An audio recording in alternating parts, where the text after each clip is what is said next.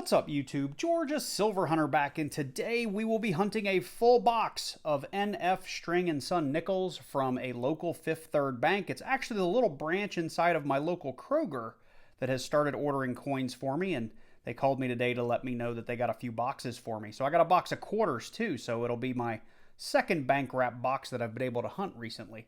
I'm really excited about that, and we'll do that in another video. But this is going to be a full box hunt. It will be part of our Hunt and Fill series. If you include this with all of my customer wrapped hunts, we're on episode like 22 or 23. So I'll put a link right up here for the full playlist. So make sure you guys check that out. And when I say Hunt and Fill, what I mean is we are trying to completely fill out this Jefferson nickel album from 1938. It says to 2003. But I've actually purchased the extra pages to get me through to 2022. And to make things easier for us to keep track of, I've done a little cheat sheet so we know exactly which nickels we need to fill out the book. Mainly a couple of nickels between 38 and 50. So, let's get into these nickels, and hopefully we find at least one of these to start filling up this book.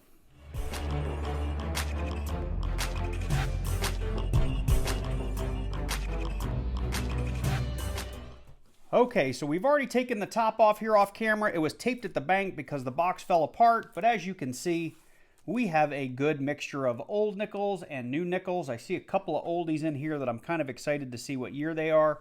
So I tell you what, let's go ahead and get into our first roll and see what we have.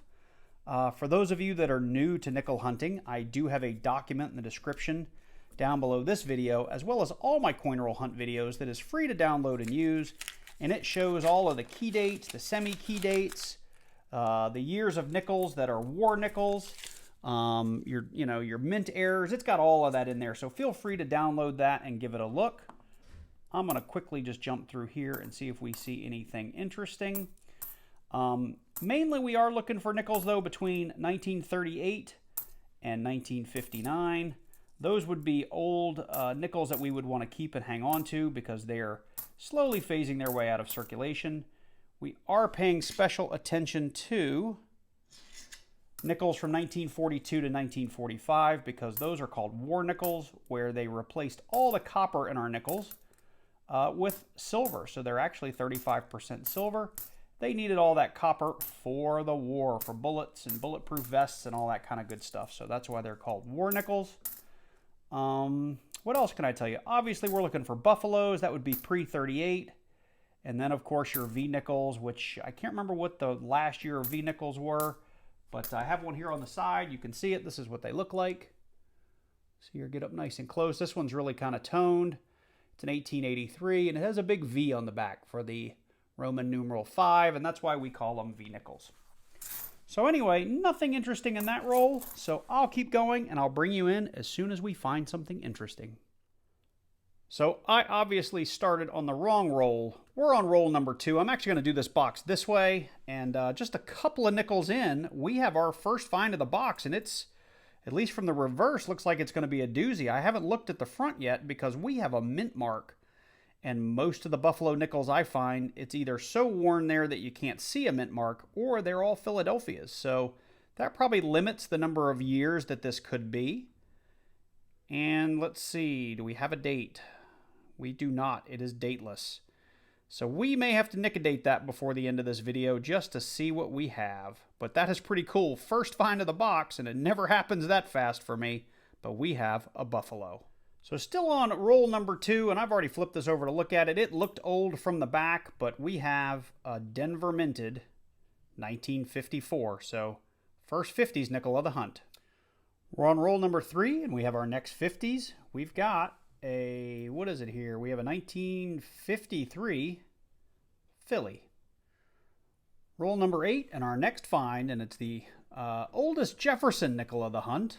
Obviously, we don't know what year that buffalo was, but it's before the Jeffersons. But we have a 1941, looks like a Philly. Same roll, just a couple of nickels later, we have our next find. It is another 1953. Let's see if it's a Philly. No, it's the Denver, and it's pretty beat up. Look at that edge. Look at that gunk. Nasty nickel. Deep into roll number 9, we have our next find. It is a 1959. Last year that we would consider it a find, and actually a pretty nice looking nickel. A 1959 Philly. We're on roll 13, just getting into it, just a couple of nickels in, actually third one in, and we have our next find. It's a 40s. We've got ourselves kind of a beat up 1946 Philadelphia. We're into roll 17, maybe about a third of the way through, and we have our next find. We've got ourselves a 1957. Looks like a Denver. So we just got into roll 28, and it's not really a find, but you can see the roll kind of fell apart there. We did get a nice little, not even copper surprise, more of a zinc-plated copper surprise here in our 2020 penny stuffed in a bank-wrapped roll of nickels. Roll 29, and we've come across something interesting, or at least something I don't think I've ever seen before. We have a Bermuda Elizabeth II nickel, it looks like. A little fish on it, 5 cents, 1975. Actually, I have gotten one of these before. I think I got it in a customer roll not too long ago. I don't remember if it was a 1975, but still pretty cool nonetheless. Looks like a U.S. nickel from the side, though. So our next find is here on roll 33. We've come across another 50s era nickel. We've got a 1953. Let's check it out, see what we got. It looks like an S, 1953 S. I don't see lots of these, but I'm sure I've already got it in my book because it's not on my list to fill in, but this will go nicely with our other two 1953s. Very next roll, 34. We have a couple of finds here I see coming up. We've got a 1958. Get that to focus. 1958 what? Looks like we've got a 58 Denver, and looking just up the way from here, it was kind of poking out. I've already taken a peek a little bit. Let's check this one. That's an 85, but this one is definitely an oldie. We've got a 1946. Looks like a Denver. So a 50s and a 40s in this roll, and we still got some nickels to go. So nothing else jumping out at me, but I'll bring you in if it does. We're all the way up to roll 43, and we've got our next find. Came up obverse facing here. We've got ourselves another 1953. We've seemed to got a lot of duplicates in this hunt. Let's see here. I don't see a mint mark, so this is going to be another 53 Philly. So 46. I actually found a couple, like one or two more 46s since I last brought you in, and I think another 58. But when I laid this roll out, I had one more that looked a little funny. This guy right here. Let's check him out. Let's see, we've got on the back, again, no mint mark, so it's going to be a Philly. And we got a 47, which I think is new for the hunt. We got a 46, and that's a 50-something. That's our 53. Oops, there's 4 of those. There he goes, right there, right after the 46. We're on roll 45, and we've got a good one here. It actually came up reverse facing, and I knew it was old, but I've already checked out the front. We have a Philadelphia. You can see it there from the back. But we found ourselves an oldie, a 1939. First year Jefferson nickel. Well, actually, 38 is a first year. Sorry, this is the second year Jefferson nickel. And I believe they all, 38 and 39s, have a potential DDR on the back. Let me zoom out here. In the word Monticello, or in the word cents. Problem I have with these is they're usually so beat up. How would you ever tell if that was doubling? But I'm not seeing it. I don't think it is, but still a pretty cool find. And a box of nickels, 1939. Very cool. All the way up here on roll 47, and we've got our next find. We've got another foreign here. Let's see here. What does it say? I don't even know how to pronounce that. Something Deratio Helvetica, 1985. 20. This is probably like a 20 franc, I would guess, just based on the design. That's pretty cool, though. I'm not exactly sure what it is, but we'll look it up and put it in the lower right-hand corner once I identify it, and we'll put it up on the board as a find with our other foreign. Bringing you back in here, same roll, 3 coins from the end, and we've got another 50s era nickel. Let's see here, it's a 1951. I don't think we have one of those yet. We got a 1951 Denver. Another 50s for the board. Let's see, where does he go? Looks like maybe right about there. Well, we have reached the end of our box of nickels, and it felt very, very slow. We had lots of new nickels, but at the end of the day, we actually had a lot of finds. Now, I didn't bring you in for all of them because we started getting a lot of repeats, and I just didn't want to keep filming, showing you guys the same nickel over and over again.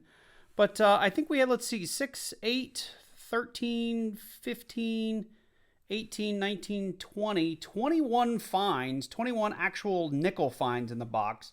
A couple of foreigns, and 1 misstuffed penny. So all in all, not a bad box of nickels, not an abnormal box of nickels either. I was hopeful that we were going to find some more buffaloes since we started strong. I did go ahead and nicodate this guy, and you can see here, if I can get it in the light just right, we have a 1919. So I did use just a little bit of nicodate, left that on there for about 15 seconds. We soaked that in some water, and we got a beautiful date on that thing. And it is a 1919D. According to my Buffalo Nickel book, there were a little over 9 million of these made, so relatively difficult to find, pretty darn low mintage. It's not a key date or a semi-key date, but still a really fairly rare nickel for today. We did have that 20, I believe this is a franc. Again, I still haven't had a chance to look it up, but I will have left a note earlier in the video as to exactly what this is. We did have our 5-cent piece from Bermuda that we found as a foreign as well. But to quickly go through our finds, we had that beautiful 1939. We had a 1941. We had 3 1946s. Now, in this video, I didn't call out, there were a handful of years that were faked. They were called Hennig nickels. 46 Philly is one of those years.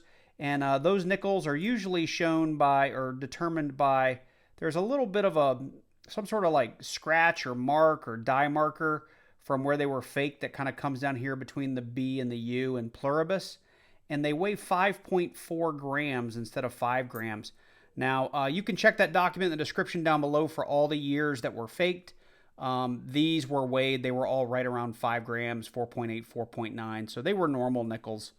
We had a 1947, a 1951. We ended up with 5 1953s. We did have various mint marks. I think we got mostly Ds, but we did also have that S in there. We also got a 1954, a 1957, 3 1958s, and 3 1959s. So if I were still trying to fill up the early years of my nickel album, this would have been a really good hunt because we did get a pretty good variety of coins. Unfortunately, I'll check to see if anything upgrades, but I'm not too hopeful because I've been upgrading these things for quite some time. So with that, I'm actually going to end the video here rather than continue on into the book because we didn't actually fill anything in it. So with that, I hope you enjoyed this one. Like I said, it's a fairly typical nickel hunt. If you've never hunted nickels before, you know, I think 15 to 18 finds is pretty standard.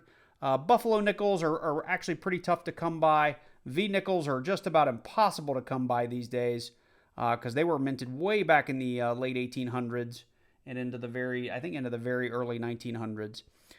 So if you find lots of those, you got really, really lucky.